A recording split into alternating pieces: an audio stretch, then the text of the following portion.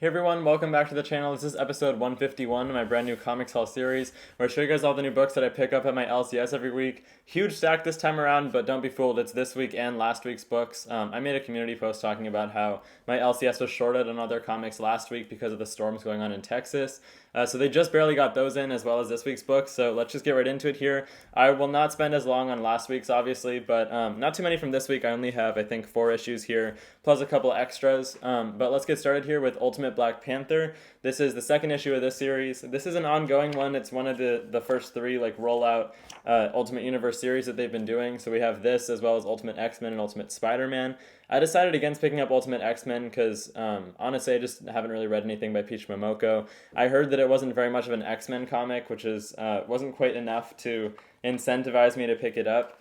Black Panther, on the other hand, I did want to give the second issue a try. I didn't love the first one. I really felt like it wasn't very different from anything that's already going on in Black Panther comics that we've already seen in the main Marvel universe. It's kind of just T'Challa is the king of Wakanda. He's married to Okoye, which is a little bit different, obviously, but other than that, there's this faction, the Moon Knight, legends. What am I trying to say? That the Fists of Khonshu are in control of, right, in the Ultimate Universe. So they're one of those forces that's has dominance over the world that the Maker established. Is kind of the idea behind the whole Ultimate Universe so far. The artwork is okay by Stefano Caselli. I'm just not loving it so far, but we'll see about that second issue. I'll probably drop this one though. Next up, this week from Marvel Comics, we got Fall of the House of X. This is number 3 out of 5. We got an announcement recently that the last issue, the Krakoan era, is going to be number 700 of Uncanny X-Men and Legacy numbering, which they're also just calling X-Men 35. So these series are going to wrap up, and then we're going to have a 1 month kind of bridge between the Krakoan era and whatever is going to come next. We're still waiting on news about that. It looks like Gail Simone is going to be the main writer behind the new status quo. So I don't know. I haven't read much by her, so I'll be excited to see what's going to happen. But yeah, artwork in this is definitely a huge step down from Pepe Larraz's artwork in the original House of X. So don't be fooled by this being kind of a bookend, because it's really not very similar. But some big climactic stuff happening in this. It's really a big Marvel event for the X-Men, which I honestly really like, especially because there's not too many tie-ins. You can just kind of read this. You don't even need to read Rise of the Powers of 10 so far, because they're not very interconnected in the same way that the original House of X and Powers of 10 were.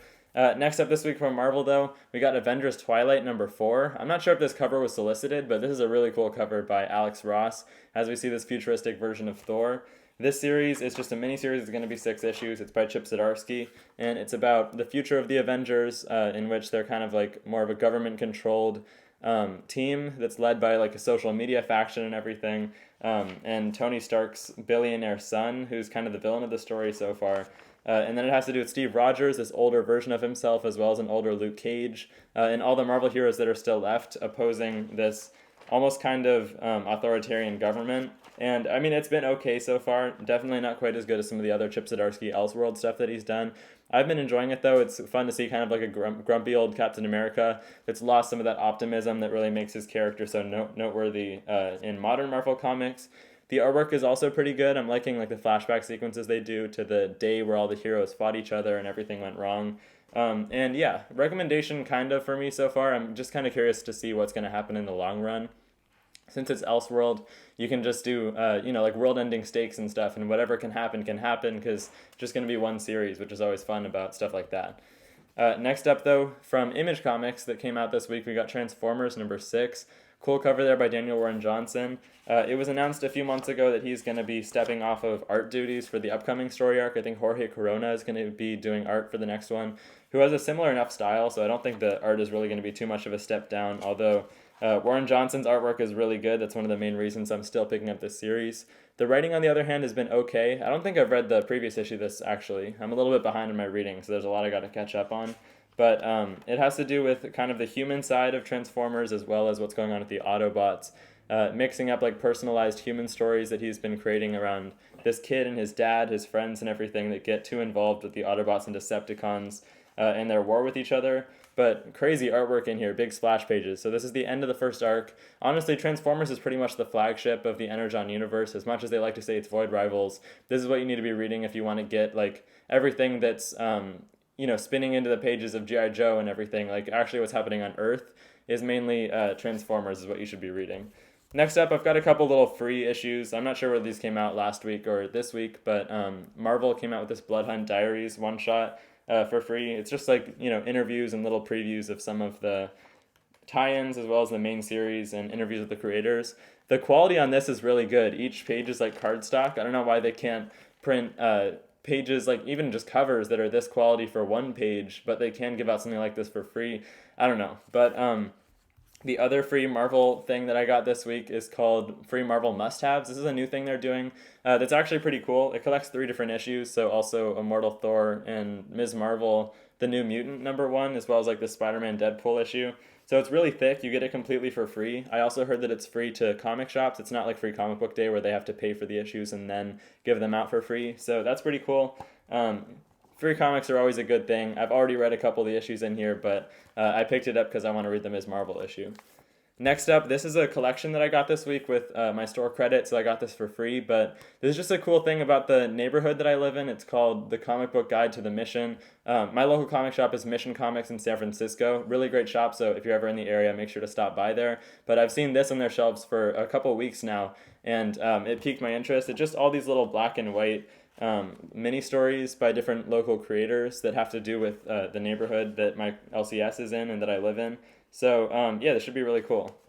I like some of the art styles in here, and it should be good for maybe like a souvenir for the area if you're stopping by, or if you've lived here your whole life like me, it's just great to be able to read something like that. So looking forward to that. Next up, I'll just skim through these, but I have, looks like 6 different issues that came out last week. Some big releases that I was honestly really sad not to be able to pick up, that I would have probably done a couple reviews for, starting with Spectacular Spider-Man #1. This has been one of my most anticipated issues for a really long time, ever since I found out that Humberto Ramos was going to be drawing it. The writer, on the other hand, Greg Weisman, I've never read anything by him. I've heard that he's a little bit more TV-oriented. Maybe he does some screenwriting for different stuff, but it sounds like he's worked for Marvel before. Spider-Man has always been a really cool concept with Miles and Peter crossing over that I feel like they haven't really taken advantage of ever since Secret Wars, ever since they've been in the same universe. We had like the Brian Michael Bendis Spider-Man and Spider-Man 2, but never like an ongoing series like this with both of them teaming up. So I'm looking forward to this. I really like their team dynamic. We saw some of that in Gang War, so maybe this is kind of dealing with the aftermath of that, but I'm not completely sure. It honestly looks like it kind of stands alone. I'm not sure how connected it's actually going to be to both of the characters' ongoing series, but this should be a fun one. Looking forward to this one. If you've already read it, let me know what you're thinking down in the comment section below. Looks a little bit more lighthearted, but I'll be curious to see what they do with this. Next up, we got X-Men #32, tying into the Fall of the House of X. This one is probably the main series you should be getting outside of Fall of the House of X and Rise of the Powers of 10. I've been enjoying it. I mean, the artwork honestly has been kind of a step down lately, so I'm not loving the artwork, but still some pretty big things happening in this series. And #35 is going to be like the transition from era to era of the X-Men, so this one is for sure worth picking up right now. Next up, another team book. We got Avengers #11. Coming out of the Twilight Court story arc, we've got the Avengers recovering from their attack on the Impossible City, as well as Kang being almost killed in the last issue. This one has some guest art, and I think it's supposed to center around Edwin Jarvis coming back as their butler. Next issue, I think, is tying into Fall of the House of X, actually, and then we've got Blood Hunt tie-in, so a lot on the horizon for this, but Jed MacKay is still one of my favorite writers, and he's doing a good job on that series as of now. Also from Jed MacKay, we got Doctor Strange #13. This issue specifically is kind of a team book within its own right. Cool Alex Ross cover here because we got Hunter's Moon, Doctor Strange, Taskmaster, and Black Cat all teaming up. I think they're calling them the Secret Defenders or something like that. It's basically just Jed MacKay giving himself an excuse to write all of his favorite characters that he's done series for into one crossover altogether. Obviously, Hunter's Moon is a big supporting character in Moon Knight. He did a Taskmaster miniseries, I think, and he did a few different series for Black Cat. So I'm excited to see this crossover. It's definitely very creator-oriented, but I kind of like when Marvel writers are able to carve out their own like corner of the Marvel universe and bring together some of their kind of oddball characters that they can tie together in their own way since they've written them before. Main artist Pasquale Ferry back on this issue, so he does really, really good artwork in here, some trippy stuff. So Doctor Strange, honestly, one of my favorite Marvel series right now. Last one from Marvel that I got last week was Thanos #4. This is the last issue of this miniseries. I feel like it's kind of flown under the radar. You'd think that a Thanos series would be a bigger deal. This has just had to do with Thanos finding this woman who's been imbued with like the the spirit of death, I guess, who he obviously has a very long history with. That's what the entire Infinity Gauntlet original event was centered around, was him trying to win over Death's heart. And it's been okay. It's having to do with this new team of Illuminati that has like Emma Frost and Tony Stark on it, who are trying to intervene with Thanos. It almost feels like it's set up for something, which it probably is, because there's this page at the very end that I was noticing. Thanos will return summer 2024. So maybe there's some kind of Thanos event planned or something bigger in the works. He is one of Marvel's biggest villains. So although this, kind of return miniseries for him was a little bit short-lived, I feel like they do hopefully have bigger plans down the line, even if that was kind of a disappointment. Lastly, this one also came out last week. We've got Void Rivals number 7 from Image Comics. I was looking at the artwork in here. It looks really cool. This series has been away for a few months now. They took a bit of a break, probably just so that the creators could come back stronger than ever and, continue with the same artist for the whole series. Really cool double page spread here. It has to do with these characters, Derek and Solula, who are from different alien races on two sides of a black hole that have been warring with each other for a long time. Them getting to know each other and realize their species aren't too different from each other and maybe just grew apart over history, and opposing their governments on the run the whole time. It's pretty cool. It's very loosely connected to Transformers and G.I. Joe stuff. We've had a couple Transformers characters, I guess, out in the cosmos who have appeared in this, but not much of a crossover between those two sides of the Energon universe so far.